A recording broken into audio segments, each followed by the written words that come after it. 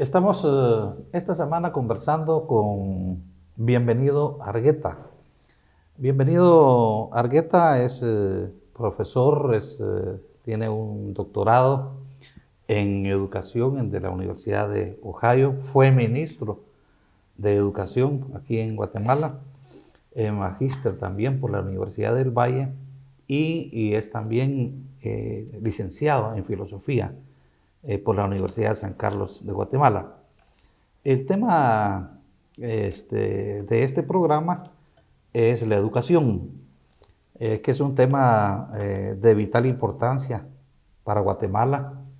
Es un tema en el que muchos países, la mayoría de países desarrollados, pues han basado su desarrollo, su progreso, sus adelantos, impulsando o financiando la educación nacional. Todos sabemos que en Guatemala hay un rezago en esta materia. Guatemala es de los países que invierten menos en educación en Latinoamérica, y mientras otros países invierten en el 8% más o menos, en Guatemala apenas el 2% en lo que se invierte. Entonces, este es un tema que para Bienvenido Argueta es un tema al que él le ha dedicado mucho tiempo, mucho esfuerzo, mucho estudio, y por lo tanto es conocedor pues, de lo que vamos a conversar. Y bienvenido, bienvenido. Gracias. Este es un programa de opinión, de análisis, lo tenemos cada semana. Se transmite por empresas de cable de los departamentos de la República. También se transmite mediante una aplicación que se puede bajar y tener, y también se transmite por las demás redes sociales, por YouTube, por Instagram, por Twitter. Y bueno, ya estamos como por el 12 o 13 programa. Y este día, pues a nosotros nos agrada mucho que estés acá conversando sobre este tema. Y bueno, queremos entrar en materia. Así que este es tu espacio. Bienvenido el día de hoy. Bienvenido. Ok, muchas gracias, Byron, por la invitación a tu programa El Búho en Canal Más TV. Para mí es un placer poder compartir con vos el tema de educación, que es más que fundamental, ¿verdad? Empecemos en términos generales, porque es un tema muy profuso, eh, muy amplio. Podríamos empezar por hacer un pequeño resumen de diagnóstico de la educación nacional. ¿Cómo estamos en materia de educación? En cuanto a calidad, en cuanto a cobertura, en cuanto a avances, rezagos, etcétera. Yo sé que esto es muy amplio, Claro. pero podemos hacer una especie de síntesis y podemos en términos generales apuntar cómo estamos, cómo está Guatemala en materia de educación. Ok, con mucho gusto. De hecho, nosotros nos encontramos también con una profunda dificultad, y esto es por lo del censo del 2018. A partir de los datos del censo de 2018 se modifica prácticamente la estadística educativa, considerando las dificultades que existieron con contemplar a la población, particularmente en la ciudad capital y en otros departamentos.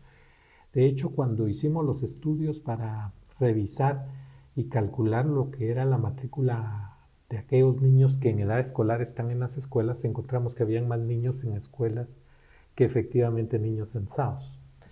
En ese sentido, digamos que nosotros nos encontramos que en el año 2019 se calculaba aproximadamente que de cada 100 niños, 77 niños y niñas estuvieran inscritos en el sistema educativo en el nivel primario. Sin embargo, y a partir del censo, hay un recálculo para un 93%.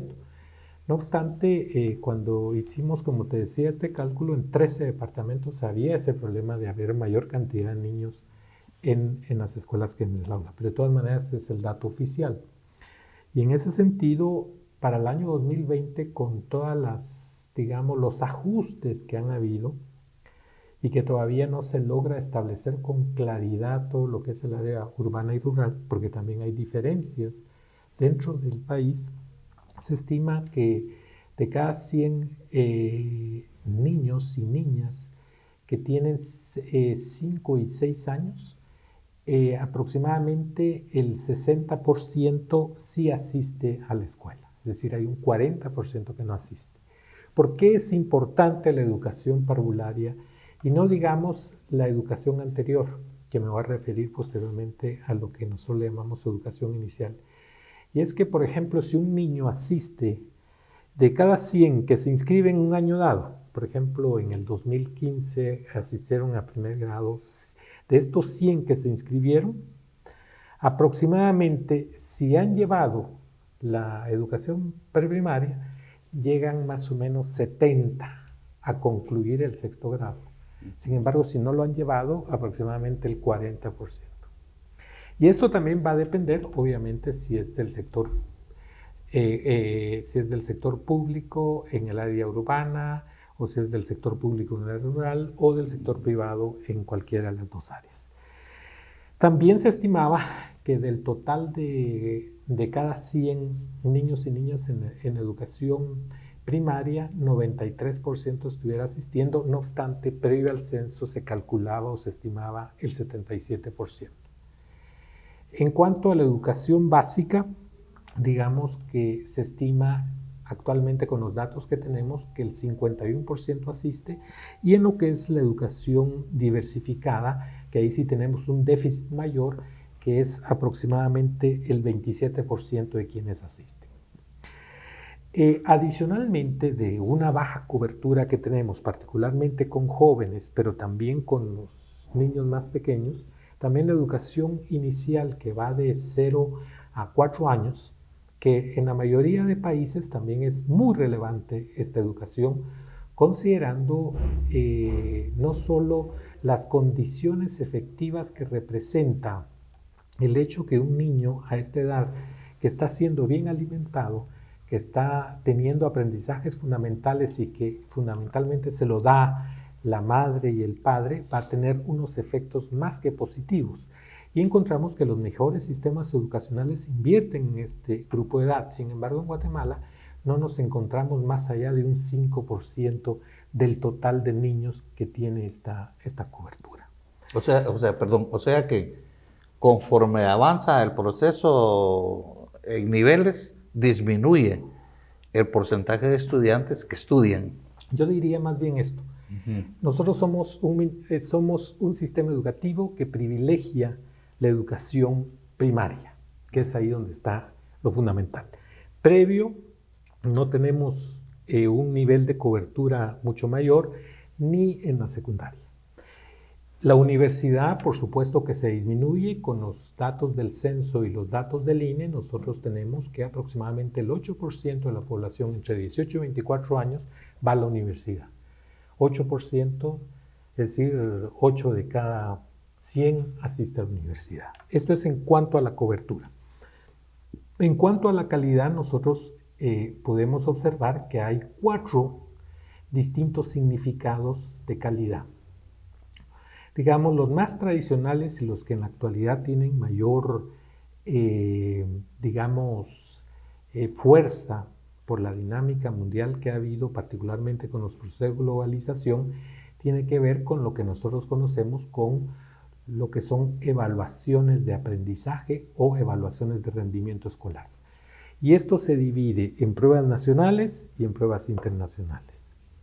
Con relación a las pruebas nacionales, nosotros observamos que efectivamente desde el nivel primario nosotros encontramos que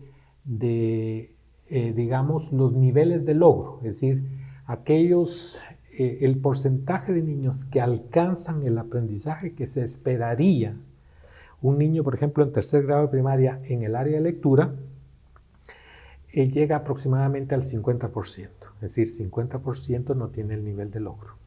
Pero si nosotros lo analizamos por área geográfica, nosotros encontramos que sí hay un gran diferencial de aproximadamente 35 puntos. Es decir, Aquellos que asisten al área urbana, aproximadamente el 75% tienen un nivel de logro o alcanzan lo que se esperaría en lectura, mientras que aquellos que van al área rural, solo el 41% tienen este nivel de logro. Esto, por supuesto, que cuando va avanzando el sistema educativo, contrario a otros sistemas educativos que por los niveles de selección y por los bajos niveles de cobertura, nosotros esperaríamos mejor rendimiento. Sin embargo, con las pruebas nacionales en el ciclo básico, ya lo que es, por ejemplo, el área matemática, solo el 18% tiene un nivel de logro. Y de nuevo podemos observar que hay un diferencial entre lo que es el ciclo básico con relación a lo que es el área urbana y lo que es el área rural. Y esto obedece en gran medida que en el área, digamos, rural, también nosotros tenemos programas que son de gente pobre, dándoles educación pobre a la gente pobre. Y en ese sentido, solo el 10% alcanza el nivel de logro esperado, frente a lo que es el 23% en el área urbana, que sigue siendo muy bajo. Y con los graduandos, que la dinámica es aún peor, donde lejos de ir mejorando todavía se empeora, a pesar que solo el 26% de los jóvenes asiste al ciclo diversificado y que ahí estamos hablando solo de un 16%. De hecho, en muchas de las ocasiones, cuando se quiere evaluar el sistema educativo guatemalteco solo a través de la evaluación de graduandos, también nosotros estamos teniendo y cometiendo un error grave, porque al final de cuentas a los que estamos evaluando son fundamentalmente del sector privado. ¿Por qué del sector privado? Porque mientras que aquellos niños que asisten a la primaria, aproximadamente el 87% lo hacen en el sector oficial o público y solo el 16 o 15% lo hacen en el sector privado, resulta que ya en el ciclo diversificado el Estado se desvanece y prácticamente es al revés la dinámica. Aproximadamente el 80% de nuestros jóvenes asiste al sector privado, es decir, a una ausencia completa del Estado con relación a la educación a este nivel. Pero aún así, los rendimientos son peores en el sector público y esto obedece ni más ni menos que a las condiciones socioeconómicas de la gente, porque existe una relación directa. Si hay un factor que se vincula al mal rendimiento de niños y niñas y de jóvenes, es el factor socioeconómico. Aquellos cuyos padres tienen, por ejemplo, niveles de escolaridad más elevado, particularmente universidad o lo que es niveles de posgrado, generalmente tienen unos niveles mucho mayores, similares a los que encontramos en Costa Rica, en Uruguay y en Chile, en términos de niveles de logro en el área matemática y en lectura. Sin embargo, la mayoría de niños cuyos padres no tienen ningún nivel de escolaridad o tienen alguno en la primaria, su nivel de rendimiento es bastante bajo.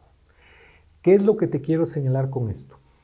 Que esto es con relación a las pruebas que nos dicen a nosotros están rindiendo de esta manera. Sin embargo, a nivel internacional, el país tiene un nivel de rendimiento mucho más bajo que el resto de países de América Latina y se ubica conjuntamente con lo que es República Dominicana, Honduras, Nicaragua. Obviamente que cuando observamos, Costa Rica tiene mejores niveles de rendimiento y tenemos también, obviamente, lo que es Argentina, Chile, Uruguay. Y no digamos que Cuba, que cuando participaba en las evaluaciones internacionales, los resultados de los niños, los más bajos de Cuba, eran todavía más altos que Chile, Argentina y Uruguay. En ese sentido, digamos que se había encontrado también mejores condiciones de equidad. Entonces, nuestro problema, cuando nosotros conversamos en ese entonces, que yo estaba elaborando para la UNESCO, se conversó con la viceministra de ese entonces y la pregunta fundamental es ¿qué pensaba hacer el Estado guatemalteco? Porque prácticamente lo que se genera son condiciones de que es tal el nivel de pobreza que muchas veces la gente no tiene que comer. Y ante esas circunstancias, ¿cómo hacemos para mejorar también la calidad de la educación en términos de rendimiento? Pero hay otro elemento esencial también. Esto se mide a través de la deserción, a través de lo que son indicadores de eficiencia que van vinculados también a la promoción, no promoción o permanencia. Y en ese sentido, los estudios de corte lo que nos devela es que efectivamente aquellos quienes logran culminar el sexto grado de la primaria son aquellos que pertenecen sobre todo a los grupos poblacionales que asisten al sector privado y del área urbana. Entonces, el factor económico también influye en esto, y hay otro factor que es esencial, y es el factor de calidad como pertinencia. Y en términos de pertinencia y relevancia significa cuáles son esos tipos de aprendizaje que están desarrollando los niños y las niñas. Si se adaptan a las condiciones culturales o no. Si se adaptan también a las condiciones de la necesidad de la gente, y nosotros vemos que existe también una brecha tremenda, porque ¿qué vamos a hacer? Vamos a responder a esos intereses mundiales, vamos a responder a los intereses locales, o cómo vamos a hacer para conjuntar ambas cosas. Y eso pasa también desde la preparación y capacitación de docentes, los medios que se tienen en las diferentes escuelas, y en ese sentido, digamos que lo que podemos tener es digamos, una primera aproximación que nos señala. En primer lugar, que no tenemos un sistema educacional como tal fortalecido. De hecho, la universidad va por su lado y los establecimientos educativos de otro nivel van por otro. Prácticamente tenemos una debilidad con relación a lo que es la educación extraescolar, para que digamos, se organizaría para poder atender tanto a los niños de 0 a 4 años como también a los jóvenes que no asisten a la educación regular. Por otra parte, nosotros tenemos que existen déficits todavía educacionales para estos niveles, pero que también la calidad, desafortunadamente, sea como la tomemos, tenemos una mala calidad de la educación. Ha habido algunos proyectos, no sé qué resultado han tenido, pero hablemos, por ejemplo, de PRONADE. Una época, creo que fue en época de Álvaro Alzú, me parece, que se implementó este programa PRONADE, que era maestros por contrato. Pero me parece que en otro gobierno, no recuerdo si fue el gobierno de Alfonso Portillo, estos programas desaparecieron. Después, durante el gobierno de Álvaro Colón, creo que estando vos de ministro, se implementó el programa de escuelas abiertas. Este programa de escuelas abiertas, pues yo tuve datos bastante positivos en cuanto a logros, porque como que había cierta condición para las familias a que los niños fueran a la escuela y fueran al centro de salud, y entonces recibían, creo, unas remesas. Pero ¿cómo funcionó este programa de escuelas abiertas? Bienvenido. Y luego fue suprimido también, ¿verdad? Claro. Porque ese es el problema de Guatemala también, que cada gobierno pues trata de hacer algo diferente a lo que hizo el otro, y aunque haya sido positivo, lo eliminan. Claro. Yo lo que me quisiera referir es a esto. Te referiste a varios programas, y uno de ellos fue el PRONADE. El PRONADE lo que se basaba era en una especie de privatización de la educación que proveía el sector público, y que entonces en el fondo lo que hacían era organizaban a los padres de familia a través de ONGs, fundamentalmente el sector privado, a quienes se les pagaba. En otros países a estos programas se le llaman charter schools, que es como una especie de privatización. Sin embargo, si nosotros comparamos, por ejemplo, Costa Rica o el caso de Estados Unidos, vemos que más del 90% de la población está siendo educada en la escuela pública, lo cual brinda mejores condiciones de equidad cuando se cuida la educación pública y cuando se invierte en la educación pública y cuando se cree efectivamente en este mecanismo.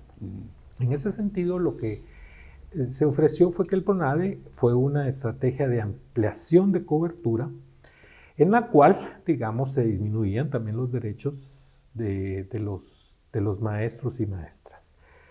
Fueron recomponiendo la dinámica, y de hecho las ONGs esperaba que capacitaran a las comunidades para que ellas se responsabilizaran del proceso educacional, pero tardaron 16 años y nunca salieron del esquema. Es decir, no funcionó como se esperaba. Esto también provocó mucha tensión entre los maestros, y de hecho, cuando se hace recuerdo yo en la época todavía deportiva una gran consulta nacional que fueron los diálogos y consensos para la reforma educativa. Uno de los temas que, digamos, se hizo consenso es de que la gente lo que quería era educación pública, no una educación en la cual dependiera básicamente de una debilidad institucional y de un mayor peso de parte del Estado. En ese sentido, digamos que efectivamente ante la presión que había y ante la disminución también de la influencia de organismos internacionales como el Banco Mundial y otros organismos, prácticamente el programa se cerró. Ahora, el programa se cerró y lo que se hicieron los profesores es que pasaron a conformar lo que eran, ya sean maestros por contratos, que después pasaron a ser 011. Es decir, se regularizó toda la parte laboral. Mientras que, digamos, adicionalmente, el programa de Escuelas Abiertas era más bien un programa dirigido hacia jóvenes vinculados a la parte de violencia, ¿sí? Vamos a hacer una pequeña pausa y volvemos con este tema de escuelas abiertas, que así le ponemos un poco de más atención al tema.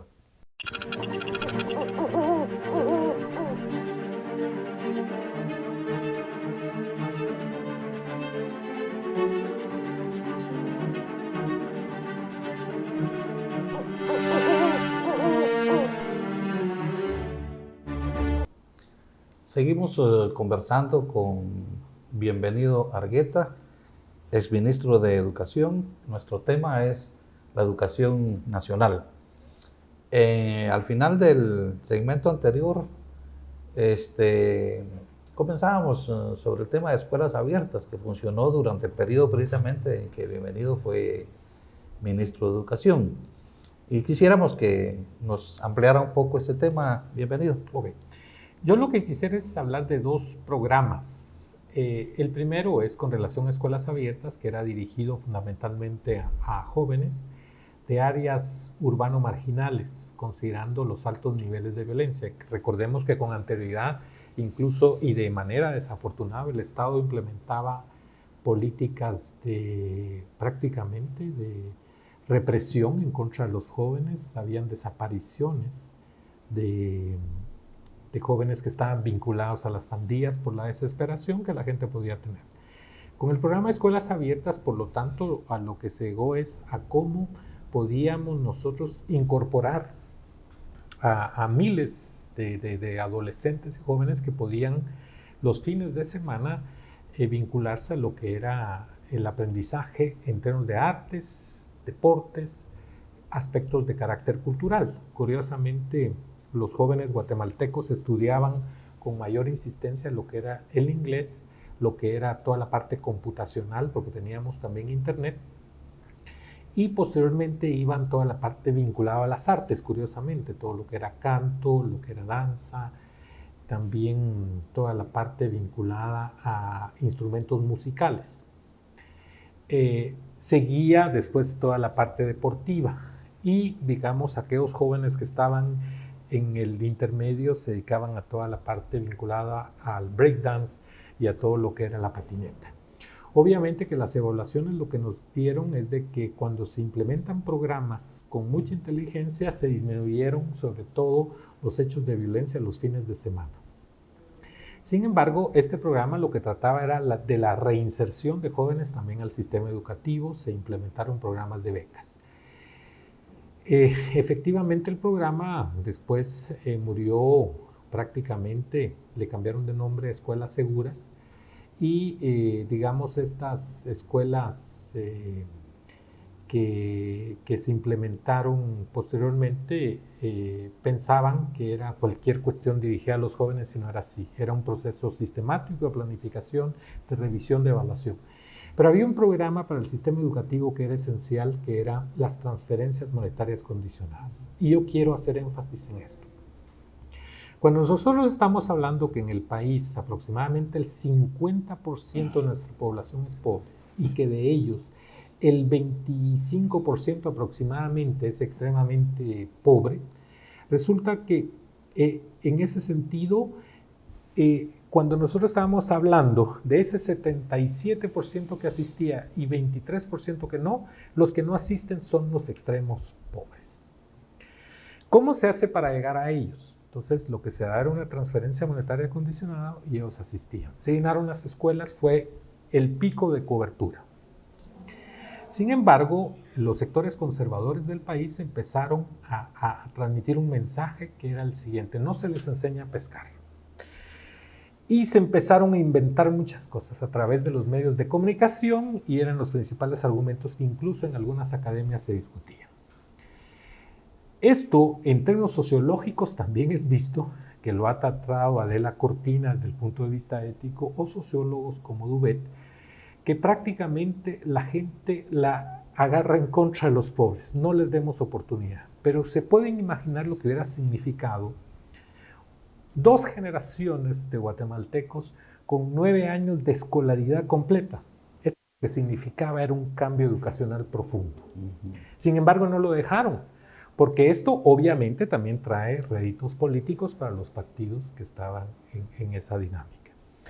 De hecho, eso fue también el motivo por el cual yo tuve que salir. No obstante, ya se les habían entregado toda la información a la Contraloría General de Cuentas y después lo que descubre, sobre todo la diputada Ninet, en ese entonces, es de que el gran hallazgo fue que a 300 familias se le habían pagado 2 cuotas de más, lo cual significaba 600 quetzales a cada familia, la cual las tuvo que restituir. Ahora, ¿qué es lo que significa en términos de la crisis educativa y cómo la podemos resolver? Que es el punto esencial. Y es que nosotros nos encontramos, desafortunadamente, como uno de los países que en América Latina tiene no solo los niveles de cobertura más bajos, sino también los niveles de calidad. ¿Cómo podemos superar esto? Porque al final de cuentas es algo que nos preocupa a todos. ¿Por qué? Porque el sistema educativo tiene que ver con el sistema político, tiene que ver con el sistema económico, tiene que ver con la política laboral. ¿A qué me refiero con esto? Cuando nosotros hicimos la encuesta nacional de juventud, encontramos que aquellos jóvenes que habían asistido a la universidad tenían prácticamente los mismos porcentajes de valoración de la democracia que tiene Costa Rica o que tiene Europa. Pero como la mayoría de jóvenes no tienen esos niveles de escolaridad, había prácticamente una indiferencia si esto es un autoritarismo o si es una democracia. Si no hay una reforma educativa, si no hay auténticamente una solución a la crisis educativa, la democracia en Guatemala no va a funcionar. Porque tenemos que estar hablando no solo de la democracia, no solo de los derechos humanos, de la libertad y la autonomía, de lo que son las identidades, sino la discriminación, de la justicia y lo que es también el apego a la legalidad por todos los actos de corrupción que existen en el país, la participación ciudadana, los procesos electorales, etc. Eso no se hace sin educación. Por otra parte, toda la parte laboral y toda la parte económica. Pareciera ser que no tenemos una perspectiva y una visión de país que efectivamente también apoye y respalde la transformación económica. Y nosotros no estamos diciendo que la inversión en educación es equivalente a lo que usualmente se vincula a la izquierda. No, al contrario, tiene que ver también con la preparación de un recurso humano frente a una dinámica donde todo el sector tecnológico requiere mayores niveles de educación, pero también requiere otra infraestructura básica. Entonces, la pregunta que yo me hago es esto. ¿Vamos realmente a dar el paso para resolver ese elemento de crisis y mejorar las condiciones del país o queremos seguir igual? La educación obviamente juega un rol esencial y en este caso es de mediano y largo plazo. Esto sin hablar de otros componentes que son esenciales y que debemos de debatir y discutir, como por ejemplo toda la parte ambiental, el cambio climático, etcétera, etcétera. Entonces, cuando hemos pretendido hacer cambios esenciales, siempre estos vienen atrás o no se da en los pasos como se deben. Por ejemplo, otro de los aspectos que se empezaron a desarrollar fue toda la parte de profesionalización de los docentes y toda la parte de formación inicial que no ha terminado de cuajar. Ese es un compromiso de país serio que debemos de debatir y en el fondo lo que nos hace una convocatoria, porque ahora ya las formas educativas no son como antes, porque en el pasado Las reformas educativas obedecían a grandes revoluciones. Nosotros estábamos conversando contigo acerca de lo que fueron las reformas borbónicas y todo lo que fue el despotismo ilustrado, que de todas maneras vinculó a la Universidad de San Carlos al ámbito científico, toda la parte de las ciencias naturales. Pero posteriormente fue todo lo que fue la Revolución del 71, porque con la independencia no se logró, digamos, una reforma auténtica ni una revolución en el país. Pero la Revolución del 71 trajo otras dinámicas, pero hicieron cambios educacionales, se crearon las normales, se crearon otras instituciones que eran esenciales, la propia universidad se vio fortalecida. De ahí vemos algunos cambios en los años 20, pero ante todo en la Revolución del 44. En la actualidad los cambios ya no se dan a través necesariamente de revoluciones, pero sí se da a través de procesos democráticos que exigen participación ciudadana. Y el gran problema en la actualidad es que no tenemos derrotero. ¿Hacia dónde vamos a dirigir la educación de este país? ¿Vamos a continuar exclusivamente discutiendo lo que organismos internacionales nos dicen que debemos de seguir? ¿Vamos a seguir sencillamente las evaluaciones internacionales o nos vamos a plantear con claridad cuáles son las metas que vamos a tener? Costa Rica lo ha hecho sin ir muy lejos. Nosotros pensamos en Finlandia, pensamos en Japón, pensamos en los grandes países que les llevó por lo menos 40 años de una reforma sistemática, consistente del sistema educativo, ofreciendo las mejores condiciones también para sus maestros, para sus maestras y particularmente para las familias. ¿Vamos a hacer eso o qué vamos a hacer? Ese es el punto vital que debemos de discutir en Guatemala. Hace unos días yo escribí sobre Taiwán, que es un país pequeño, es una isla del tamaño de Petén, casi. Y decía yo que en Taiwán les llevó 28 o 30 años lograr un desarrollo económico, adquirir cierto nivel de superávit y ser competitivos. Incluso actualmente es uno de los países con más producción de chips electrónicos y esa es una de las disputas que existen entre Estados Unidos y la China. Pero en Guatemala diríamos entonces que los mayores cambios, los mayores avances en materia educativa se dieron durante la Revolución del 44 y que del 54 para acá estamos estancados en materia de educación. Yo lo que diría es de que se han dado cambios porque obviamente la educación no permanece intacta. Por ejemplo, nosotros observamos que en términos de formación docente, adicionalmente de la fundación de la Facultad de Humanidades, que desafortunadamente hemos llegado a lo que hemos llegado, por otra serie de factores post-conflicto que afectaron a la universidad, también nosotros observamos que, digamos, se creó toda la formación de docentes a nivel científico, con la FPEM y con otras instituciones. Por otra parte, también nosotros hemos observado que a nivel educacional se crearon lo que fueron los Heinrich Fishman y digamos todo lo que fueron el pasado, la educación técnica que hay que renovar en la actualidad. Es decir, cambios han habido de todas maneras, cambios que han sido fundamentales, pero que no llegan al fondo de la cuestión que estamos discutiendo. Porque el problema del país es que si continúa con la educación que tenemos, vamos a seguir teniendo, digamos, no solo el hecho de eliminar a aquellos que son los más pobres, que van a continuar en pobreza, sino adicionalmente vamos a tener una mala educación. Y que en el fondo es una educación que en lugar de motivar y generar condiciones de empresarialidad, de cambio, en función también de poderle dar a todos la condición de poder ser creativos e innovadores, lo único que estamos haciendo es cerrando las condiciones y aquellos que tienen más plata mandan a sus hijos a los colegios más caros y aquellos que no tienen dinero los mandamos a una educación pública que no tiene ni condiciones en términos de infraestructura, de docentes, etcétera, etcétera. Entonces, es eso, digamos, lo que ha habido y que efectivamente debemos de cambiar. Con los acuerdos de paz teníamos una oportunidad, desafortunadamente fue desaprovechada. Desafortunadamente, digamos, instituciones como el Congreso de la República, que deberían de ser las instituciones que también, conjuntamente con el Ejecutivo, convoquen a discusiones de esta naturaleza, no tenemos esa perspectiva. Pero deberíamos de tenerla. Sí, lo que hace falta es voluntad política de los estados. Yo mencionaba el caso de Taiwán porque ellos en lo que se propusieron hacer estaba la educación universal, cero analfabetismo, y enviaron estudiantes a prepararse al extranjero. Claro. Y ellos construyeron grandes centros de investigación en tecnología y hoy son muy, muy avanzados en eso. Pero es asunto de voluntad política. Países como uno da envidia hablar de países como Finlandia, por ejemplo. Entonces, ¿cuál es la clave de la educación? Inversión, recurso humano calificado, como o voluntad política.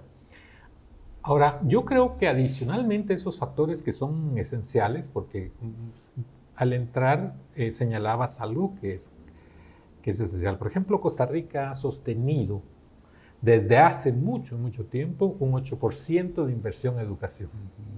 Nosotros un 2%. ¿De dónde vamos a sacar ese 6% adicionales? Yo no sé si vamos a seguir invirtiendo en temas, por ejemplo, de seguridad, como sería ejército, etcétera, etcétera, o más bien invertimos en educación. Que esto va a tener una repercusión también en el área de salud, etcétera, etcétera. Se van a pagar más impuestos, a quienes vamos a cargar también de más impuestos con relación a un pago de educación que es necesario.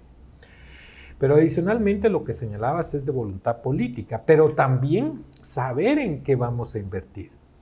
Porque también nosotros hemos encontrado, así como hay programas que valen la pena a lo largo del tiempo, también nosotros nos encontramos un conjunto de programas que quizás son fuera de criterio o que no nos sirven de mayor cuestión. Entonces, en ese sentido, yo creo que también debemos de pensar, obviamente, en la voluntad política, en mayor inversión, pero también en saber qué es lo que vamos a hacer y de un proceso sistemático, en el sentido de que lo que estamos observando nosotros es de que, como vos señalabas también, cada gobierno tiene alguna inversión básica, pero que no es tan profunda, tan sistemática, que siga esa perspectiva de país y un pacto que en el fondo podamos dar continuidad. Por ejemplo, señalabas Taiwán. Por azares del destino, tuve la oportunidad de visitar Taiwán o, digamos, también revisar algunos programas en países como Costa Rica, en Chile y en diversos países. Por ejemplo, en el caso de Costa Rica, nosotros lo que observamos es de que toda la dimensión en el adelanto tecnológico viene desde la época de los 80. Entonces ellos tienen todo lo que fue la Fundación Omar Dengo, que conjuntamente con el Ministerio de Educación empezaron a invertir en tecnología, en toda la parte computacional de Internet. Y en ese sentido, lo que nosotros encontramos fue de que, digamos, una de las debates y discusiones es a quién le damos el Internet y a quién le damos la computadora, a los de la primaria o a los de la secundaria. Por ejemplo, era la discusión de ese entonces.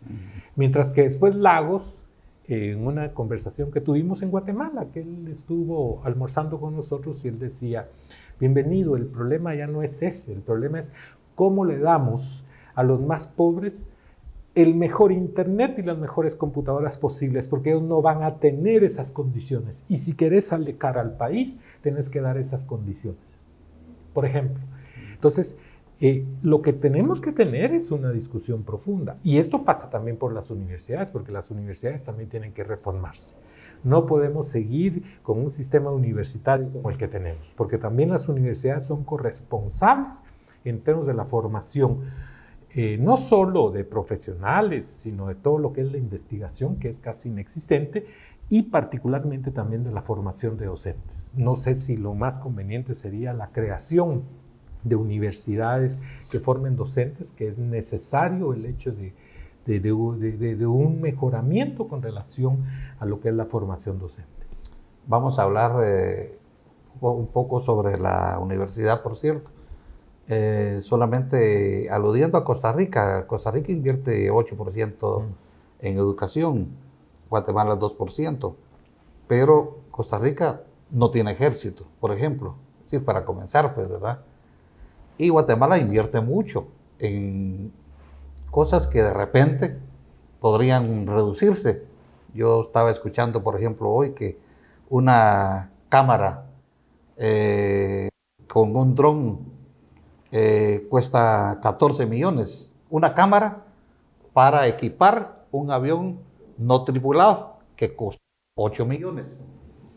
Después de estas compras uno se pregunta, bueno, gastamos, es fácil gastar en esas cosas en lugar de invertirlas en educación, por ejemplo, en equipar las escuelas, que las escuelas tengan servicios sanitarios, que tengan energía eléctrica, que tengan, aquí en Guatemala hay muchas escuelas que atendidas solo por un profesor para toda la primaria, para 6 años, y los profesores tienen que turnarse los días en que le dan clases a primero, a tercero, de tercero a sexto, increíble. Y luego hay maestros también que llegan los martes y se van los jueves. Entonces tenemos muchas deficiencias, pero vamos a conversar sobre un tema muy específico que en estos momentos es de mucha actualidad, que es la crisis de la universidad en general, de la educación superior. Volvemos en un momento.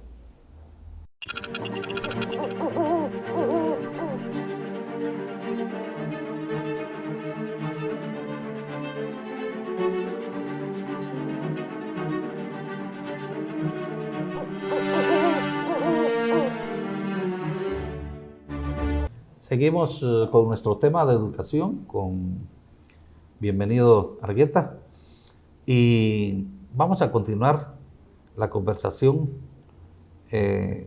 analizando lo que está pasando en la Universidad de San Carlos.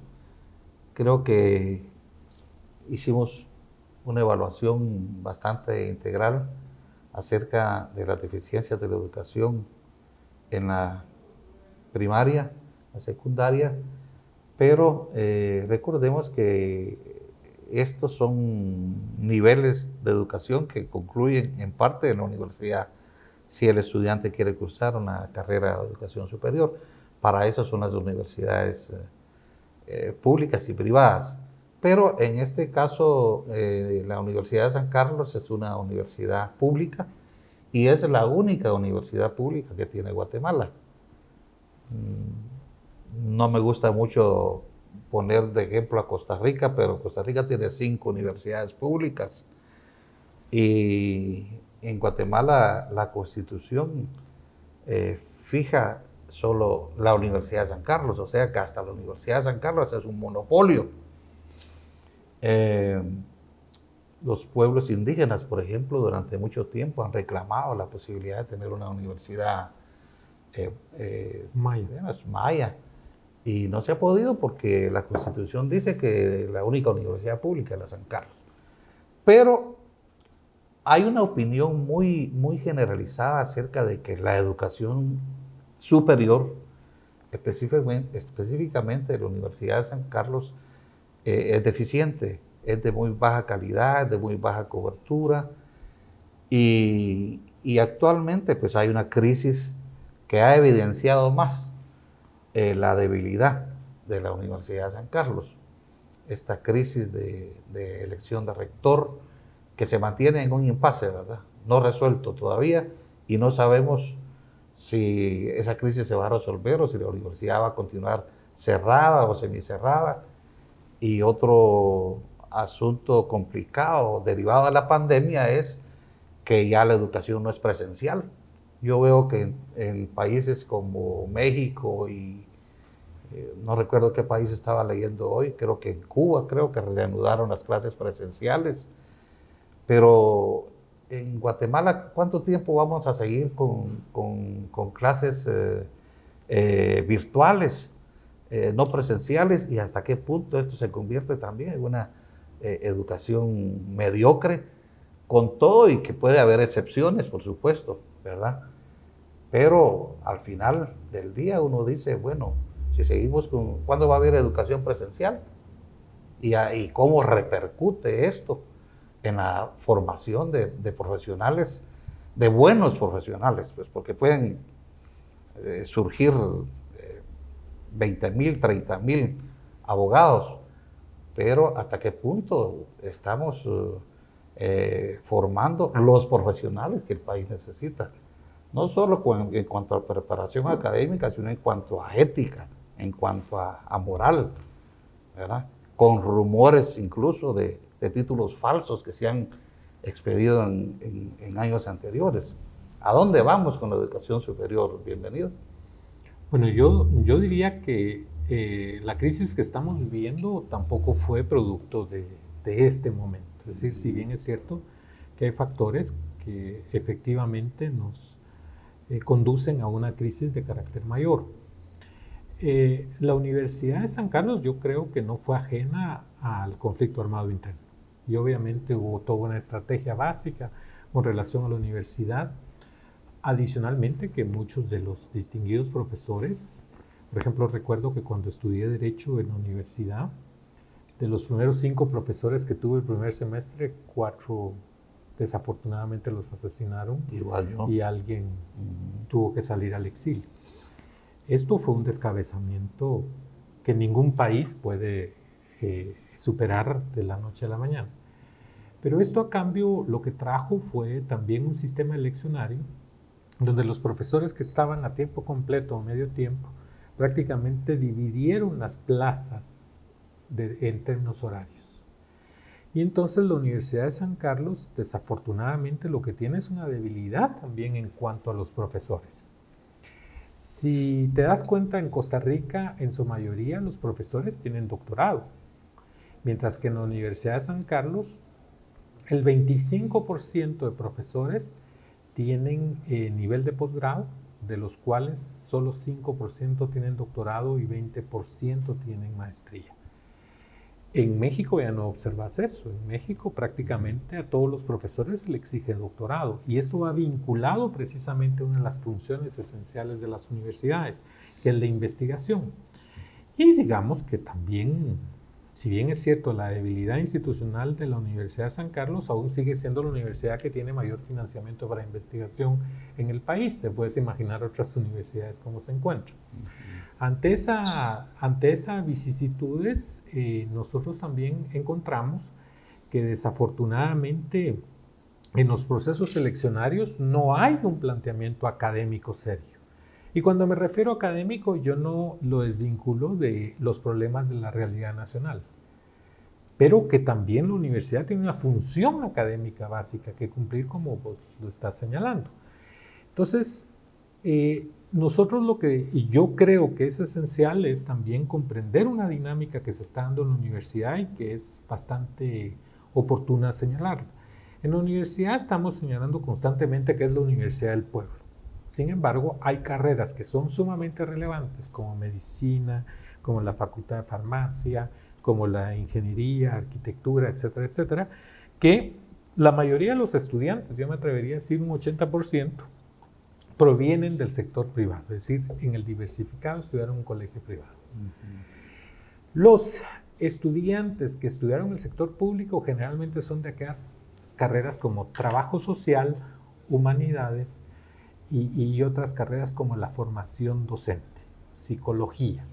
En ese sentido, también debemos de hacer un reconocimiento de lo que, por ejemplo, Pierre Bourdieu señalaba como capital cultural. Incluso cuando vos elegís carrera, depende de lo que es el sexo, lo que es la condición socioeconómica y también la etnicidad. Entonces, en ese sentido, digamos, en Chile hay programas donde a los estudiantes que provienen de estos sectores se les dice qué significa ingresar o no ingresar a las carreras, particularmente aquellos quienes han ganado los exámenes de admisión. Por otra parte, no tenemos un tino con relación a los programas de posgrado, que son esenciales también en el marco de lo que es la investigación, el desarrollo profesional y también la extensión universitaria.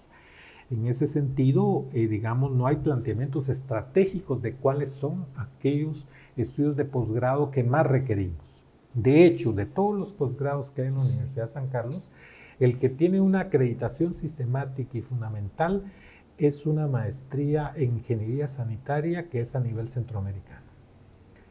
Esta maestría, incluso son becados quienes están, pero es ajeno a lo que ocurre generalmente en todos los programas de estudios de posgrado.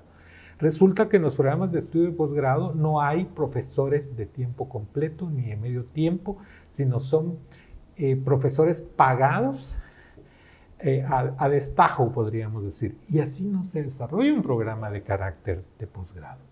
Y esto es similar en otras universidades privadas. En ese sentido, yo diría que lo que está en crisis también en el país es la educación universitaria. Y ese es otro punto esencial, porque hemos confundido, digamos, lo que significa una política universitaria en términos de desarrollo, que obviamente no pelea con una autonomía.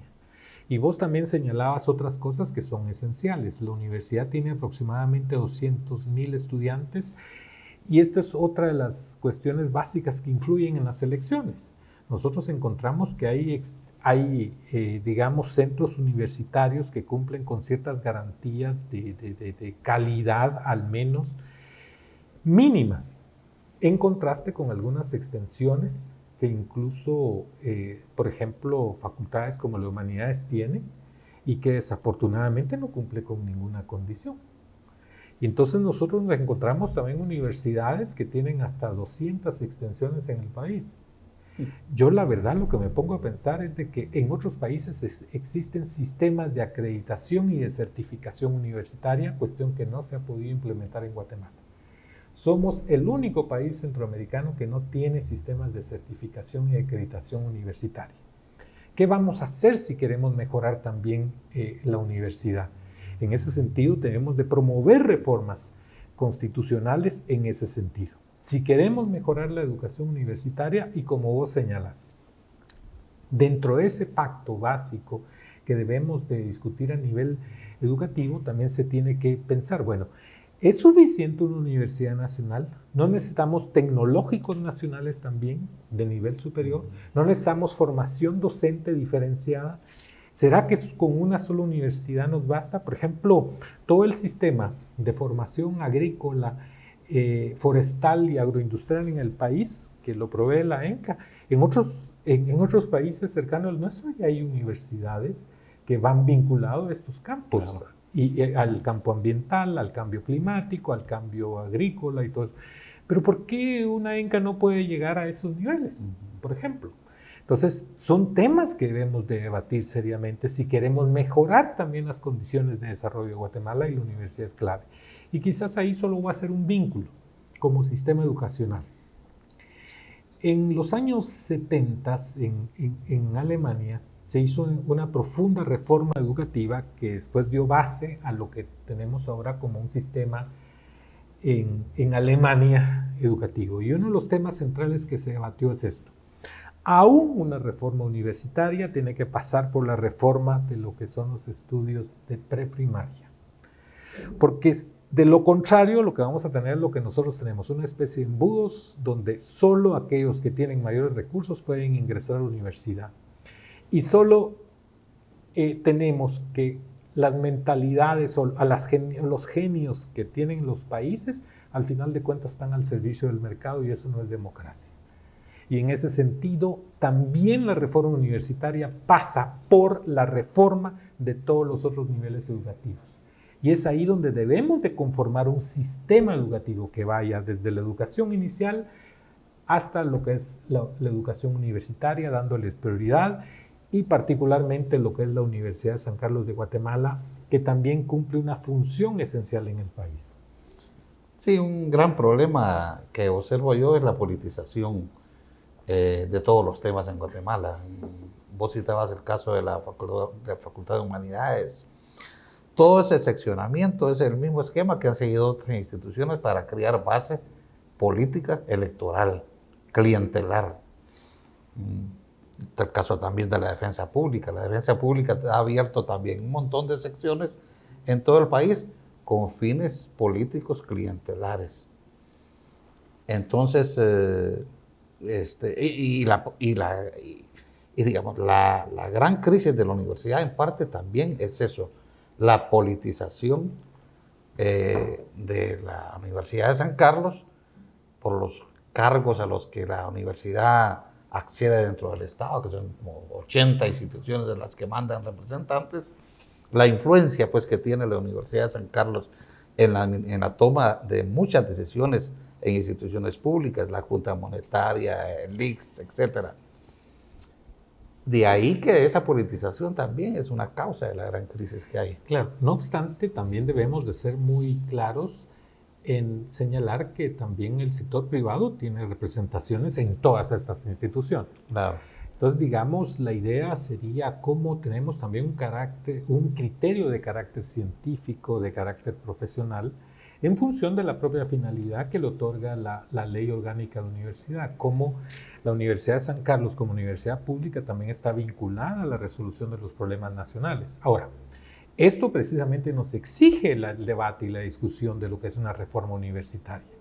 Y la universidad o el conjunto de universidades son también de carácter público, porque también no escondamos algo. Las universidades privadas también están formando profesionales. Un mal psicólogo formado nos va a afectar a cada uno de nosotros. Un ingeniero que no se forme bien, imagínate. Entonces, ante esa dinámica, la reforma educativa también pasa por las reformas universitarias, pero que han sido mal concebidos lo que son los conceptos de autonomía universitaria, que es hagamos lo que querramos, como podamos, y que muchas veces se ha generado condiciones de mercantilización de lo que son los estudios superiores, y esto no debería ser. Sí. Por ejemplo, te digo algo, cuando vino el rector de la Universidad de la UNAM de México y dio una lección inaugural, básicamente lo que dijo el rector es: nosotros tenemos más del 75% de las carreras que nosotros ofrecemos en la UNAM, las tenemos acreditadas y debidamente certificadas. Si ustedes van a Costa Rica, ocurre lo mismo. Esos son sistemas educativos serios, pero nosotros lo que tenemos es de que también estamos ofreciendo una educación universitaria que se ha mercantilizado, y que la Universidad de San Carlos también juega un rol fundamental de liderazgo, pero que también debemos de discutir seriamente si es la única universidad pública que debe existir o debemos de invertir en otras, digamos, universidades y en otros ámbitos de desarrollo del nivel superior. Sí, y sin duda también la crítica es hacia algunas universidades privadas. Bueno, en los últimos años se han creado universidades solo para enviar representantes a las comisiones de postulación. Así que también ahí estamos mal. Pero bueno, llegamos al final. Muchas gracias, bienvenido. Nos vemos la próxima semana. Muchas gracias por su gentil atención y hasta la próxima.